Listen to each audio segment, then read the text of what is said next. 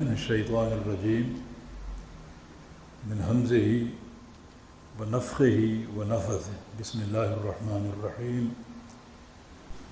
ان عدۃ الشہور عند اللہ 12 شہرا۔ یہ سفر کا مہینہ شروع ہو چکا ہے جو اسلامی کیلنڈر کا دوسرا مہینہ ہے۔ اس مہینے کے شروع ہونے پر شیطان ایک بڑا خطرناک کھیل کھیلتا ہے اور اللہ تعالیٰ کے بندوں کے عقیدے کو تباہ و برباد کرنے کی کوشش کرتا ہے۔ یہ فکر لوگوں کے دلوں میں ڈالتا ہے کہ سفر کا مہینہ نعوذ باللہ منحوس ہے، سفر کے مہینے میں نحوست ہے۔ شیطان نے تقریباً سال کے ہر مہینے میں کوئی نہ کوئی بدعت رواج دینے کی ایک سازش تیار کر رکھی۔ جیسے شیخ الاسلام کا قول ہے کہ محرم کا مہینہ شروع ہوتا ہے تو شیطان 2 طرح کی بدعتیں جاری کروانے میں کامیاب ہو جاتے ہیں۔ ایک بدعت ماتم سینہ کو بھی، اور یہ بیج وہ روافض کے اندر ہوتا ہے، اور یہ مہینہ روافض نے ماتم کے لیے، نوحہ خوانی کے لیے، سینہ کوبی کے لیے اور صحابہ کرام پر تبرہ کے لیے مختص کیا ہوا۔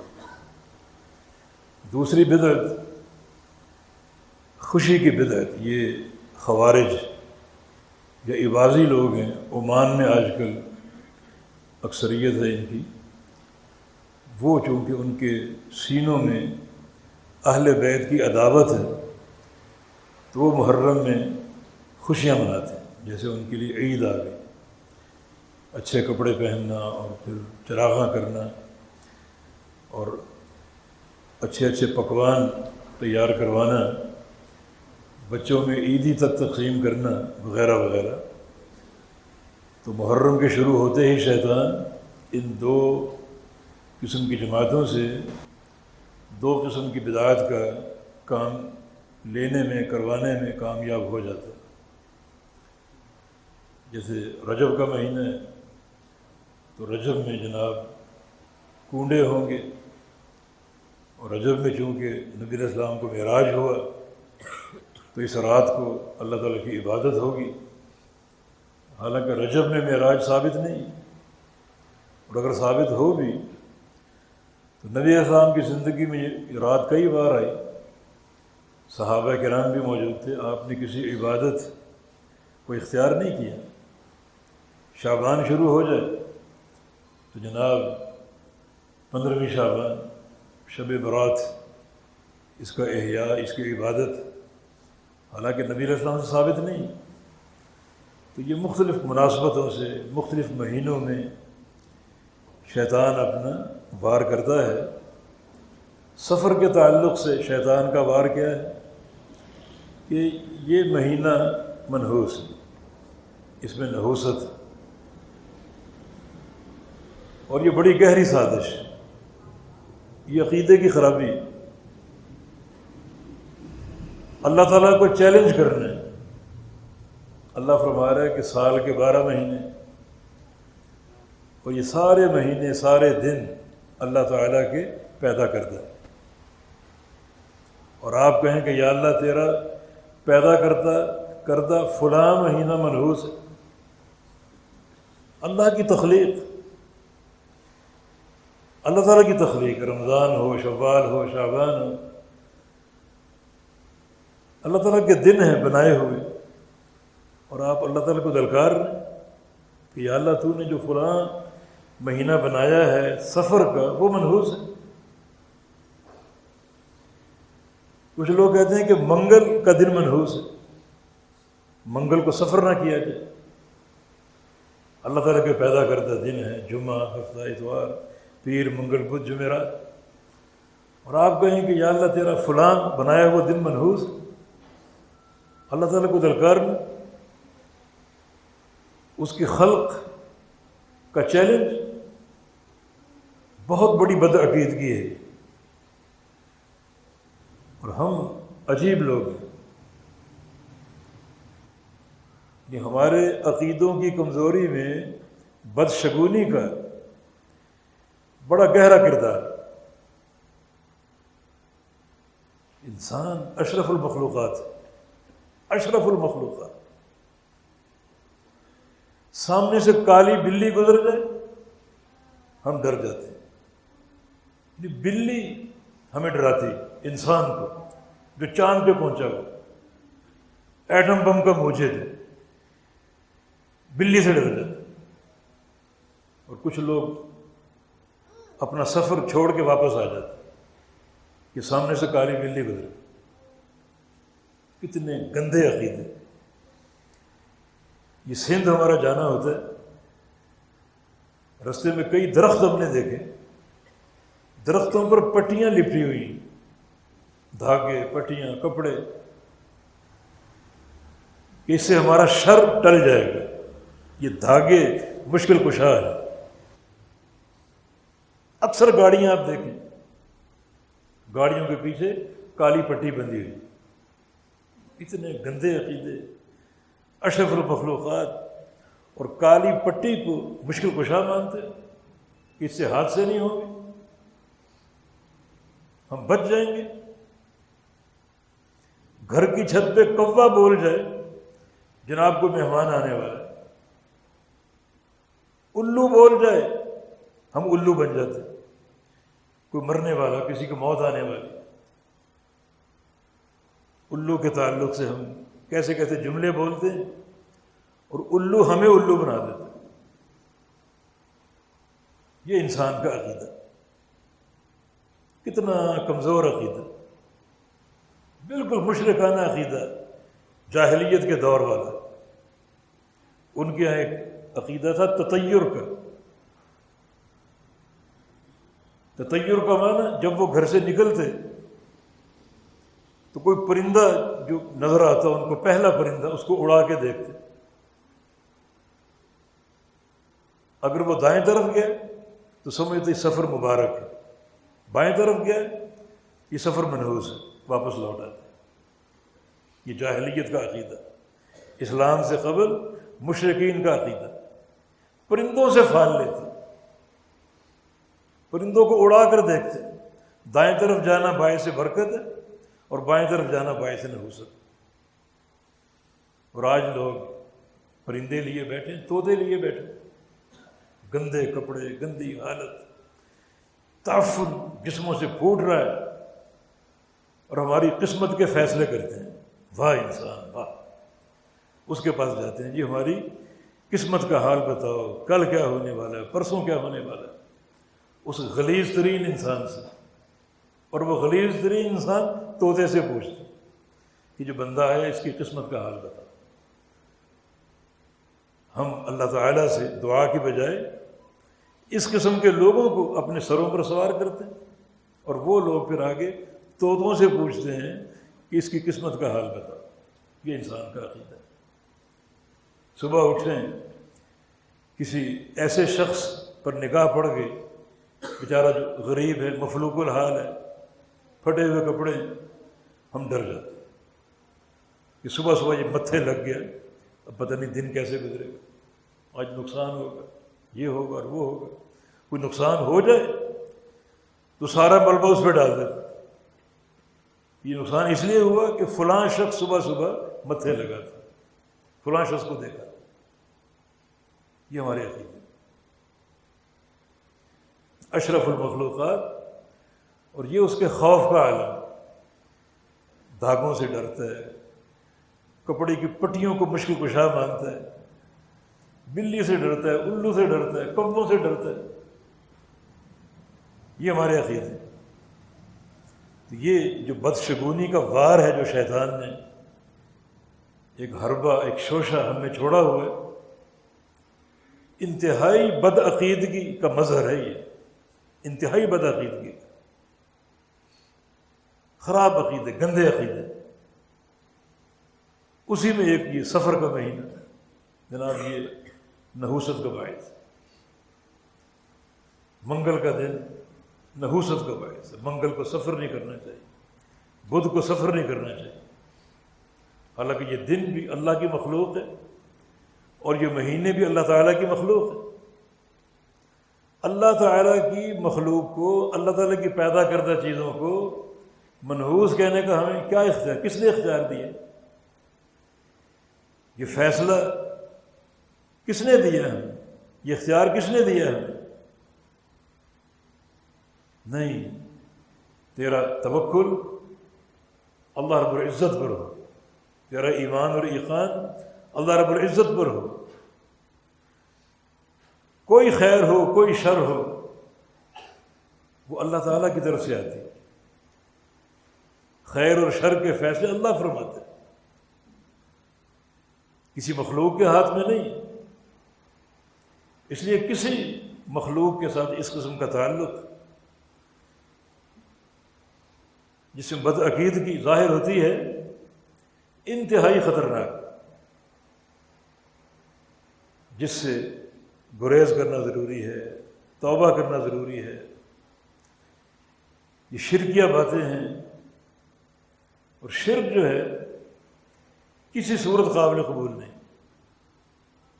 شرک چاہے پہاڑ کے برابر ہو یا سوئی کے ناکے کے برابر ہو، دونوں تباہ کن ہیں.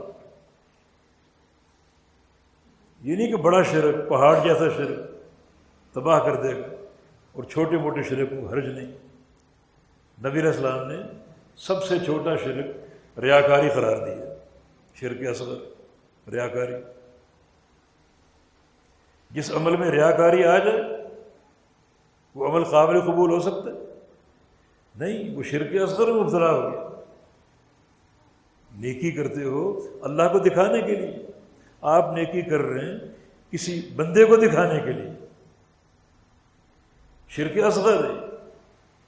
نبی علیہ السلام کی حدیث ہے قیامت کے دن کچھ لوگ کھڑے ہوں اپنی نیکیاں لے کر، ڈھیروں نیکیاں، ان کا حساب و کتاب نہیں ہو رہا. بالآخر اللہ تعالیٰ فرمائے گا ایھا المراؤون، اے ریاکارو، اذهبوا الی من رأیتموہ، تم نے جنہیں دکھانے کے لیے یہ نیکیاں کی ہیں ان کے پاس سے لے لو. کچھ ملتا ہے تو ان سے لے لو، میرے پاس کچھ نہیں، سب نیکیاں برباد. وبدا لهم من اللہ ما لم یکونوا یحتسبون. نیکیاں لے کر خوش ہیں، ڈھیروں سامنے پڑی ہیں، اللہ تعالیٰ کی طرف سے ایسا فیصلہ اچانک صادر ہوا جو ان کی توقع کے خلاف تھا. توقع یہ تھی کہ ہم کامیاب ہیں، یہ ڈھیروں نیکیاں ہمیں جنت میں پہنچا دیں گی.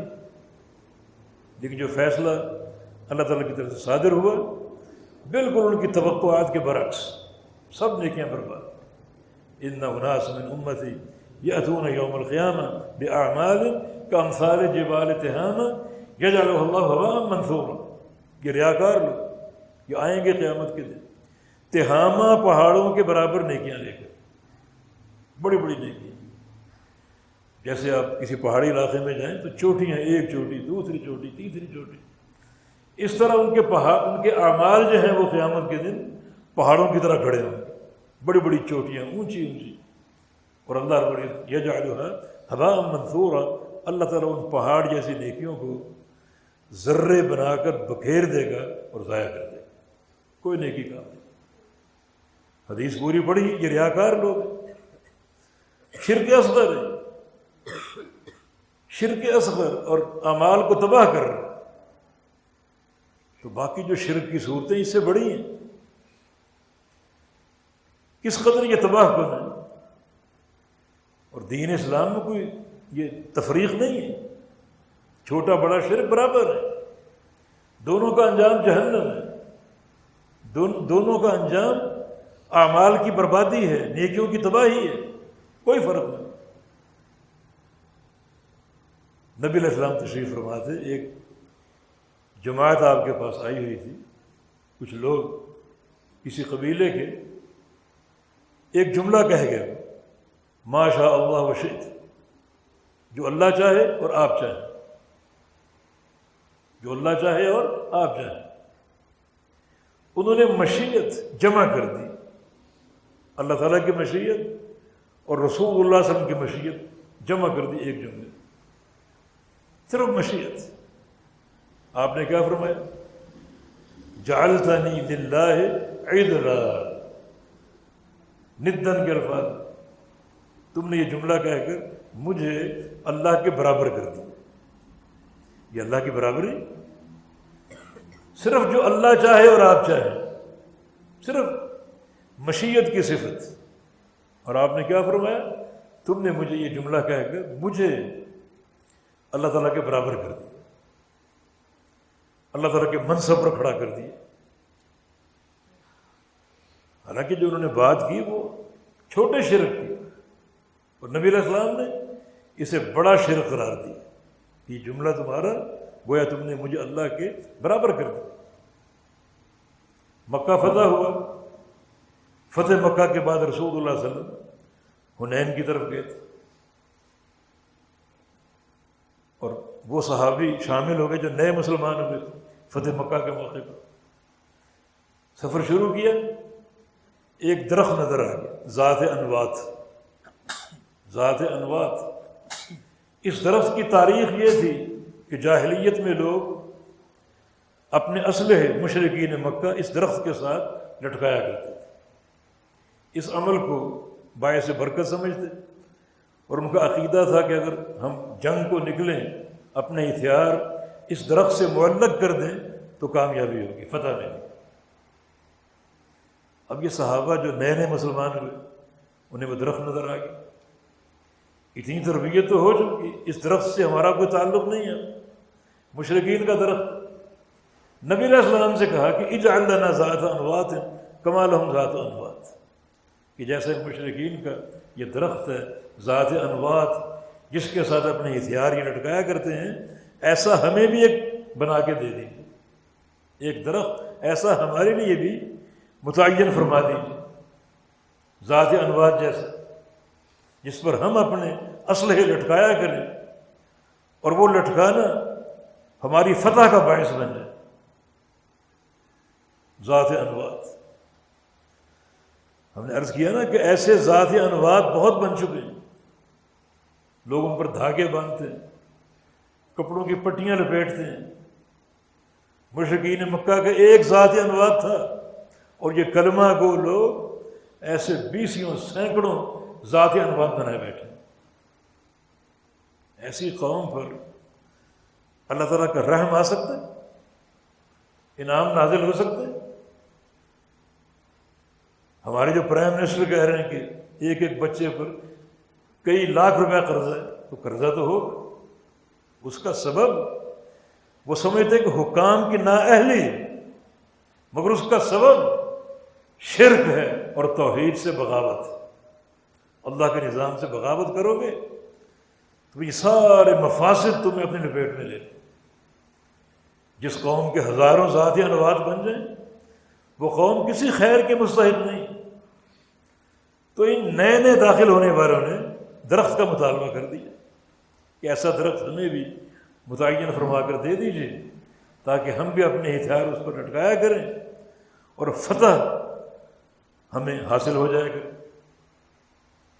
تو نبی علیہ السلام نے کیا فرمایا کہ قولکم ھذا کما قالت بنو اسرائیل لموسیٰ علیہ السلام، تمہاری یہ بات بنی اسرائیل کی بات جیسی۔ بنی اسرائیل نے موسیٰ علیہ السلام سے ایک مطالبہ کیا تھا، ان کا مطالبہ اور تمہارا مطالبہ برابر ہے۔ ان کا مطالبہ کیا ہے؟ ایک درخت۔ ان کا مطالبہ کیا تھا؟ اجعل لنا الہا کما لہم آلہہ، کہ موسیٰ جیسے ان کے معبود ہیں، بت ہیں جن کو وہ پوجتے ہیں، ایسا ہمیں بھی ایک الہ بنا کر دے دو۔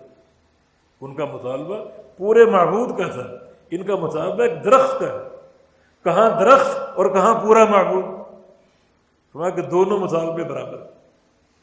یہ بات چھوٹی ہے اگرچہ بظاہر، وہ بات بہت بڑی ہے، لیکن چونکہ وہ بھی شرک ہے اور یہ بھی شرک ہے، شرک ہونے کے اعتبار سے، جہنم میں پہنچانے کے اعتبار سے، اعمال کی تباہی اور بربادی کے اعتبار سے دونوں باتیں، دونوں جملے برابر ہیں۔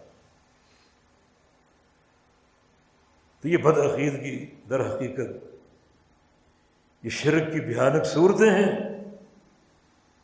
اپنی اصلاح کرنا ضروری، اور یہ بدشگونی اور یہ عقیدے یہ بالکل خلاف شریعت۔ ہم کل بتائیں گے انشاءاللہ کہ یہ سفر کے تعلق سے نحوست یہ کیا باتیں ہیں، کیا اس کے اثرات ہیں، اور دین ہمیں کیا نصیحت دیتا ہے اس تعلق سے، اور کیا توحید خالص اور اس کی برکتیں، کیا اس کے فائدے دنیا کے اور کیا اس کے فائدے آخرت کے۔ لیکن سر رس یہ بات واضح کرنا ضروری ہے، کوئی چیز بدشگونی کا باعث نہیں، نہ کوئی جگہ، نہ کوئی دن، نہ کوئی تاریخ، نہ کوئی مقام، نہ کوئی دن، نہ کوئی مہینہ، یہ سب اللہ تعالیٰ کی مخلوق ہے۔ اللہ تعالیٰ کی پیدا کردہ اشیاء میں کوئی نحوست نہیں۔ اپنی سیاہ کاریوں کو، ان سیاہ کاریوں کے نتیجے میں ہونے والے نقصانات کو دنوں پر مت ڈالو۔ قصور ہمارا ہے گناہوں کا، گناہوں کی سزا ہمیں ملتی ہے، ہم کہتے ہیں کہ ٹھیک ہے سفر کا مہینہ ہے ہی منحوس، سیاہ کاری تیری، گناہ تیرے، اس کی سزا تجھے ملی، تو نے مہینے پہ ڈال دی، یہ دن ہے ہی منحوس۔ اللہ اکبر۔ نبی علیہ السلام کی حدیث ہے، یؤذینی ابن آدم، ابن آدم مجھے بڑی تکلیف دیتا، اللہ فرماتا، اللہ فرماتا ابن آدم مجھے تکلیف دیتا۔ اللہ کو تکلیف نہیں پہنچتی، اللہ تعالیٰ کو کوئی نقصان نہیں کر سکتا، کوئی نقصان نہیں کر سکتا۔ یا عبادی لو ان اولکم وآخرکم وانسکم وجنکم کانوا علی افجر قلب رجل واحد ما نقصوا فی ملکی شیئا۔ اللہ کے بندو، اگر تم سب کے سب، تمہارے اگلے پچھلے جن انسان سارے فرعون بن جائیں، پوری کائنات فرعون بن جائے، جو اپنے آپ کو رب اعلیٰ کہتا تھا، پوری دنیا فرعون بن جائے، میری بادشاہت میں ایک ذرہ کی کمی نہیں کر سکے۔ اور اگر ساری کائنات مثل محمد بن جائے صلی اللہ علیہ وسلم، تو میری بادشاہت میں ایک ذرے کا اضافہ نہیں کر سکے۔ اس کی شان کمال ہی کمال۔ ابن آدم مجھے تکلیف دیتا ہے، کیسے؟ یسب الدہر، زمانے کو گالیاں دیتا ہے، وہ انا الدہر، زمانہ میں ہوں، میں زمانہ کیسے ہوں؟ اقلب اللیل والنہار، راتوں اور دنوں کو میں تبدیل کرتا ہوں، یہ تبدیلی میرے امر سے آتی ہے۔ تو زمانے کو گالی دینا مجھے گالی دینا۔ سفر کا مہینہ بھی زمانے کا ایک حصہ ہے، منگل کا دن بھی زمانے کا ایک حصہ ہے۔ ان کو اگر منحوس کہو گے تو یہ سب اور یہ شتم اور یہ گالی اللہ کی طرف منسوب ہو گئی۔ نبی علیہ السلام کی حدیث ہے، لا تسبوا الريح، ہوا کو گالی نہ دو، فإنها تأتي بأمر اللہ، یہ اللہ کے امر سے آتی۔ اب ہوا تیز چلی، کوئی چھت گر گئی، کوئی دیوار گر گئی، تو ہوا کو گالیاں دے رہے، اللہ کے امر سے آ رہی، یہ گالی اللہ کے امر کی طرف جا رہی۔ جب ہوا کے آثار دیکھو، بارش دیکھو، بادل دیکھو، تو فاسألوا اللہ من خیرہا واستعیذوا بہ من شرہا، گالی مت دو، اللہ تعالیٰ سے دعا کرو کہ یا اللہ اس ہوا میں، اس بارش میں جو خیر ہے وہ ہمیں عطا فرما دے، اور جو شر ہے اس سے محفوظ رکھ۔ کیا دین کی تعلیم، کس طرح دین ہمارے عقیدے کی حفاظت کرتا ہے، لیکن شیطان کس طرح ایسے شوشے چھوڑتا ہے جو عقیدے کو برباد کرنے والے ہیں۔ اس پر انشاءاللہ بات کرتے رہیں گے۔ بارک اللہ فیکم۔ وآخر دعوانا الحمد للہ. لا عدوى ولا طيرة ولا هام ولا صفرا. 4 چیزوں کی نفی فرمائی آپ نے. عدوى، طیرہ، ہامہ اور صفر کی. ان چاروں امور کے تعلق سے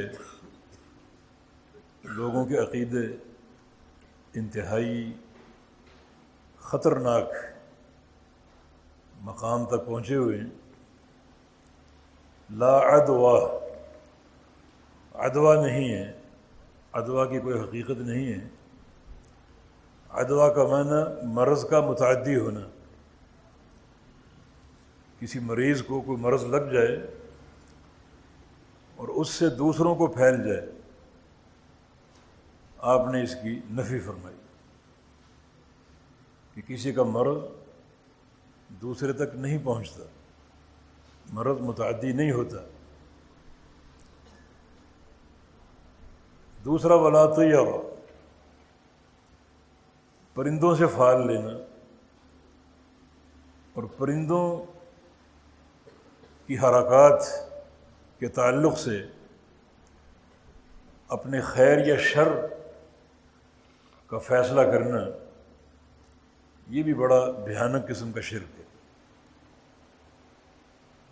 اور تیسرا آپ نے فرمایا ولا ہامۃ، ہامہ کی بھی کوئی حقیقت نہیں ہے. ہامہ پرندہ، الو، جسے آپ الو، بومہ یا الو کے مشابہ کوئی پرندہ، جس کے بارے میں جاہلیت میں یہ باطل عقیدہ موجود تھا کہ اس کی آواز نحوست کی علامت ہے، اور جس گھر کی چھت پر یہ بیٹھ کر آواز نکال جائے، بول جائے، تو اس گھر میں موت واقع ہونے والی.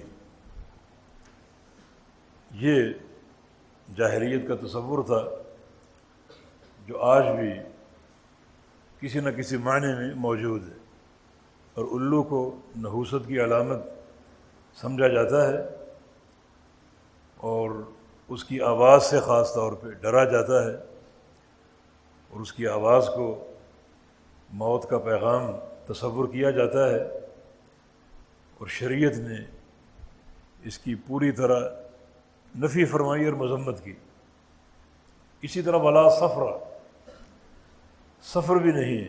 یہ سفر کا مہینہ، جو لوگ سفر کے مہینے کو منحوس قرار دیتے ہیں اور اس مہینے کی نحوست کے قائل ہیں، ان کی سوچ بھی بالکل غلط اور باطل ہے اور خلاف عقیدہ ہے.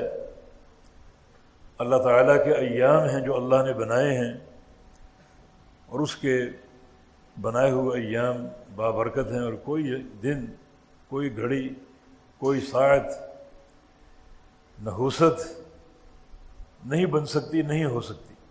یہ صحیح بخاری کی حدیث کے الفاظ ہیں.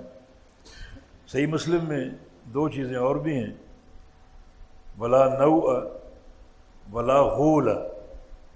نو جس کی جمع انواع آتی ہے، نو، اس سے مراد ستاروں کی تاثیر. اور آج لوگ ستاروں کی تاثیر کے بھی قائل ہیں. ان کی منازل کے حوالے سے مختلف عقیدے لوگوں نے بنا رکھے ہیں. جاہلیت کے دور میں نو، ستارے کی تاثیر سے مراد ایک مخصوص ستارے کا طلوع ہونا، اور جس کے طلوع ہونے کو بارش کا ذریعہ قرار دیا جاتا تھا. نبی علیہ السلام نے اس کی بھی نفی فرمائی، مذمت فرمائی کہ بارش بھی اللہ تعالیٰ کے امر سے نازل ہوتی ہے اور اس کے فرمان سے اترتی ہے. اس میں کسی ستارے کی کوئی تاثیر نہیں ہے، یہ کسی غیر اللہ کی دین نہیں ہے. اور پانچویں چیز، چھٹی چیز ولا غول، یہ بھی ضعف عقیدہ کی بنا پر لوگ بعض اوقات سفر کرتے، اور سفر اگر رات کا ہوتا اور کسی جنگل سے گزرنا ہوتا تو شیطان اس بات کو بھانپ جاتا تھا کہ ان کے دلوں میں خوف ہے میرا، جن اس بات کو بھانپ جاتے تھے تو پھر وہ مختلف صورتیں بنا کر دائیں بائیں نظر آتے اور لوگ ڈر جاتے اور اپنا راستہ یا تو تبدیل کر لیتے یا گھروں کو بھاگ جاتے، گھروں کو لوٹ آتے۔ شریعت نے ان تمام چیزوں کی نفی کی، اور یہ کہ ہر خیر و شر اللہ تعالیٰ کے امر سے نازل ہوتا ہے۔ اب یہ 6 چیزیں لا عدویٰ، کوئی مرض متعدی نہیں ہوتا، اس کا کیا معنی ہے؟ حالانکہ مرض تو متعدی ہوتا ہے، جسے طاعون کا مرض ہے، اگر کہیں یہ وبا پھوٹ پڑے تو یہ سب کو لپیٹ میں لے لیتا ہے۔ اس طرح بہت سے امراض ہیں۔ جب نبی علیہ السلام نے مرض کے متعدی ہونے کی نفی کی تو ایک اعرابی نے سوال کیا، یا رسول اللہ صلی اللہ علیہ وسلم، یہ مرض کا متعدی ہونا تو ہم اپنی آنکھوں سے دیکھتے ہیں، ہمارے اونٹ بالکل صحیح ہوتے ہیں، اور ایک بیمار اونٹ ان میں چھوڑ دیں تو سارے اونٹ بیمار ہو جاتے ہیں، خاص طور پہ جرب کی بیماری جو ایک اونٹ سے سب کو لگ جاتی ہے اور پھر ان کی موت واقع ہو جاتی۔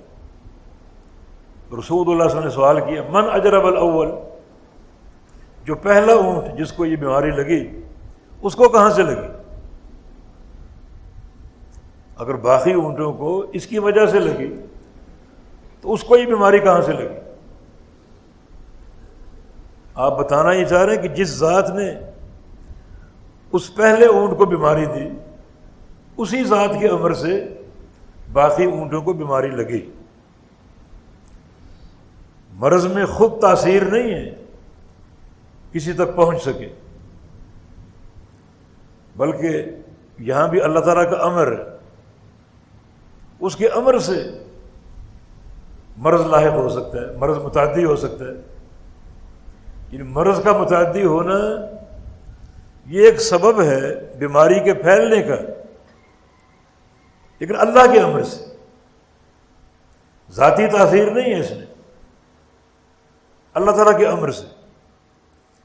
جو لوگ یہ عقیدہ رکھیں کہ مرض میں خود یہ تاثیر ہے کہ وہ ایک سے دوسرے کو لگ جائے، متعدی ہو جائے، یہ عقیدہ غلط ہے، یہ شرک کی حدود کو پہنچا ہوا۔ اور اگر عقیدہ یہ ہو کہ مرض متعدی ہو سکتا ہے، ایک سے دوسرے کو لگ سکتا ہے، پہنچ سکتا ہے، لیکن اللہ کے امر سے، یہ توحید خالص۔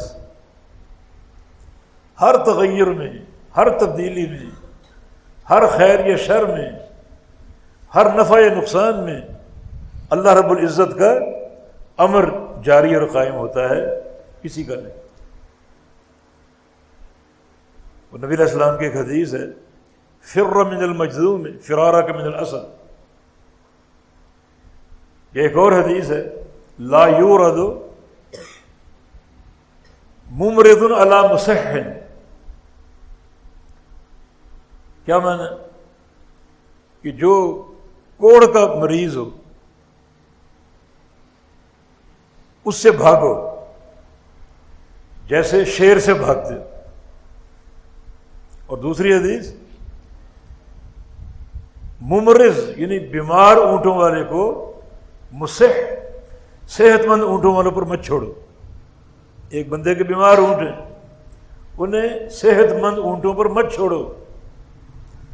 یہ حدیث تو یہ نشاندہی کر رہی ہیں، دونوں حدیثیں، کہ مرض متعدی ہو سکتا ہے اور ایک کا مرض دوسرے تک پہنچ سکتا ہے۔ بالکل درست ہے۔ اللہ تعالیٰ نے مرض کے اسباب بنائے، وہ اسباب اس کے امر سے ہیں۔ مرض میں ذاتی تاثیر نہیں ہے، ذاتی قوت نہیں ہے، اللہ نے ایک سبب بنایا. جیسے آپ کوئی ٹھنڈی چیز استعمال کر لیں تو آپ کو گلے کی خرابی یا کھانسی یا گلے کی تکلیف لاحق ہو سکتی. یہ ایک سبب ہے جو اللہ کا پیدا کرتا ہے. اس ٹھنڈی چیز میں ذاتی تاثیر نہیں. ورنہ کئی ہم لوگ دیکھتے ہیں جو برف چبا جاتے ہیں، برف کے گولے کھا جاتے ہیں، انہیں کچھ نہیں ہوتا. اگر اس ٹھنڈی چیز کی برف کی تاثیر اپنی ہے تو سب کو ہونا چاہیے، سب تکلیف زدہ ہو. لیکن کسی کو ہوتا ہے کسی کو نہیں ہوتا، مانا اللہ کے امر سے، ذاتی تاثیر نہیں ہے. اس طرح مرض کا متعدی ہونا بیماری کے پھیلنے کا سبب ہے، مگر یہ پھیلنا مرض کے اپنی تاثیر کے بنا پر نہیں ہے بلکہ اللہ تعالیٰ کے امر سے. تو فرمایا کہ کوئی مجذوم ہو، کوڑھی کا مریض ہو، اس سے بھاگو جیسے شیر سے بھاگتے. یہ کیوں فرمایا؟ یہ ضروری ہے تاکہ آپ احتیاط کے تقاضے پورے کریں. جیسے ڈاکٹر مریضوں کو پرہیز بتاتے کہ فلاں چیز نہ کھاؤ، فلاں چیز نہ کھاؤ، نقصان ہو سکتا ہے، بیماری ہو سکتی. یہ بھی ایک سبب. لیکن جو لوگ یہ عقیدہ رکھتے ہیں کہ مرض کے پھیلنے میں مرض کی اپنی طاقت ہے، اپنی تاثیر ہے، وہ شرک ہے. لیکن عقیدہ یہ ہو کہ مریض کے ساتھ اختلاط کی صورت میں اس کا مرض اللہ کے امر سے ہم تک پہنچ سکتا ہے، یہ عقیدہ توحید، یہ شریعت کی رہنمائی. اور شریعت نے جو بھاگنے کا حکم دیا کہ کوڑھی کے مریض سے بھاگو، اسی لیے تاکہ شیطان تم پر وار نہ کر سکے. آپ ایسے مریض کے قریب جائیں اور وہ مرض آپ میں سرایت کر جائے اور آپ عقیدہ یہ بنا لیں کہ اس مریض سے اختلاط کی بنا پر اور اس سے قرب کی بنا پر مجھے یہ مرض پہنچا، یہ عقیدے کی خرابی. شیطان اپنا وار کر جائے گا. امیر المومنین عمر بن خطاب رضی اللہ عنہ، کوڑھی کا ایک مریض تھا. نہ صرف یہ کہ اس کو قریب بٹھایا بلکہ اس کے ساتھ بیٹھ کر کھانا بھی کھایا کہ مرض اگر سرایت کرے گا تو اللہ کے امر سے کرے گا. ایسا توکل، ایسا یقین کہ فی نفس سے ہی اس بیماری میں تاثیر نہیں ہے میرا نقصان کر سکے. ہاں اگر یہ مرض منتقل ہوا مجھ تک تو اللہ کے امر سے ہو. اسی طرح آپ نے فرمایا کہ جو صحت مند اونٹ ہیں ان میں بیمار اونٹوں کو مت چھوڑو. یہ درست ہے، بیمار اونٹوں کا مرض ان اونٹوں میں سرایت کر سکتا ہے، یہ ایک سبب ہے. لیمو آپ کھائیں آپ کا گلا خراب ہو جائے، یہ ایک سبب ہے جو اللہ کا پیدا کرتا ہے. یہ تاثیر اللہ کی طرف سے ہوگی. تبھی تو کئی لوگ کھاتے ہیں انہیں کچھ نہیں ہوتا اور کئی کو تکلیف ہو جاتی. اگر کسی کو تکلیف ہوتی ہے تو اللہ کے امر سے ہوتی اور کسی کو نہیں ہوتی تو اللہ کے امر سے نہیں ہوتی. لہذا ان تمام امور میں کیا ہے؟ یہ طاقت، قدرت اور تاثیر اللہ رب العزت کے ہاتھ میں. مرض میں ذاتی طاقت نہیں ہے، ذاتی تاثیر نہیں ہے کہ وہ متعدی ہو سکے. ہاں اس کا متعدی ہونا ایک سبب ہے جو اللہ کا پیدا کرتا ہے، اللہ کے امر سے ہو سکتا ہے ورنہ نہیں. اللہ کے امر سے ہو سکتا ہے. لا عدوى، کوئی مرض متعدی نہیں، یعنی فی ذات ہی، فی نفس ہی.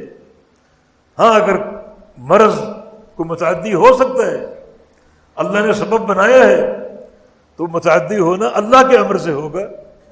یہ مرض کی ذاتی قوت نہیں ہے اور ذاتی تاثیر نہیں. اسی طرح بلا طیارت، پرندوں سے پھال لینا، اس کی بھی کوئی حقیقت نہیں. آپ نے اس کی نفی کی، مذمت کی، روکا اس عقیدہ باطلہ میں مبتلا نہ ہونا، جاہلیت کا عقیدہ. وہ پرندوں سے پھال لیتے تھے. پرندوں کی حرکات سے، پرندوں کی آوازوں سے. کسی سفر کو نکلتے، راستے میں کوئی پرندہ آتا، اس کو اڑا کے دیکھتے، زجر الطیر، اڑا کے دیکھتے. اگر دائیں طرف گیا ہے تو سمجھتے یہ سفر بابرکت، بائیں طرف گیا ہے سمجھتے سفر منحوس ہے، وہیں سے لوٹ آتے، وہیں سے لوٹ آتے.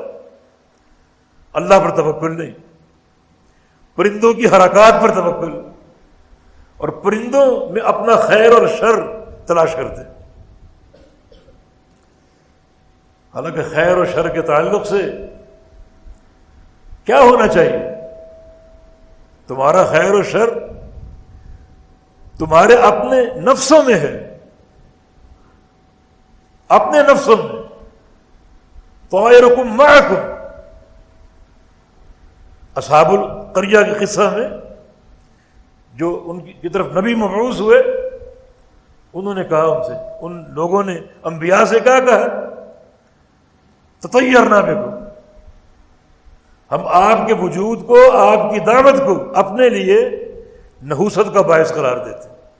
نعوذ باللہ، انبیاء کی دعوت، ایسے ایسے معاند لوگ، اتنی پاکیزہ ہستیاں، پاکیزہ شخصیتیں، انہوں نے جواب دیا کہ طائرکم معکم، تمہاری جو نحوست تمہارے ساتھ ہے، تمہارے اندر ہے،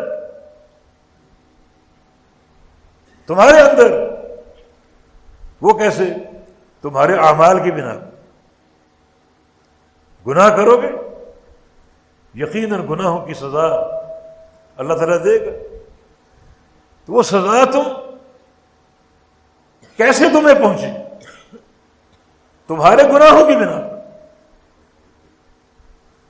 تو کوئی چیز، کوئی دن، کوئی زمین کا ٹکڑا، کوئی فرد کسی کے لیے منحوس نہیں ہو سکتا.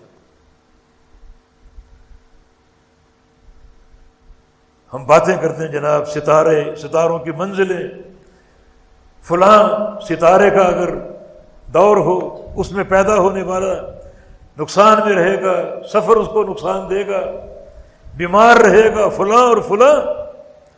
شرکی عقیدے جس کی تشہیر ہمارا میڈیا بھی کرتا ہے، اور لوگ اس عقیدہ باطل میں مبتلا ہے.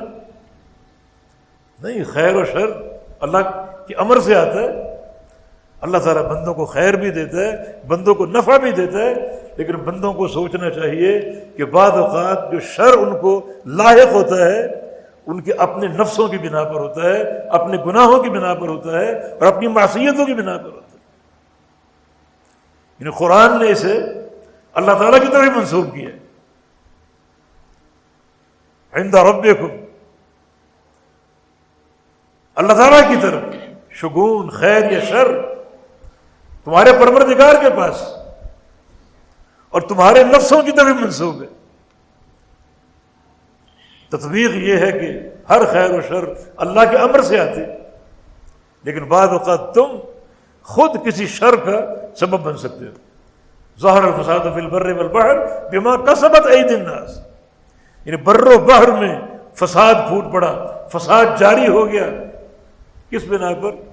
تمہاری بدعمالیوں کی بنا پر.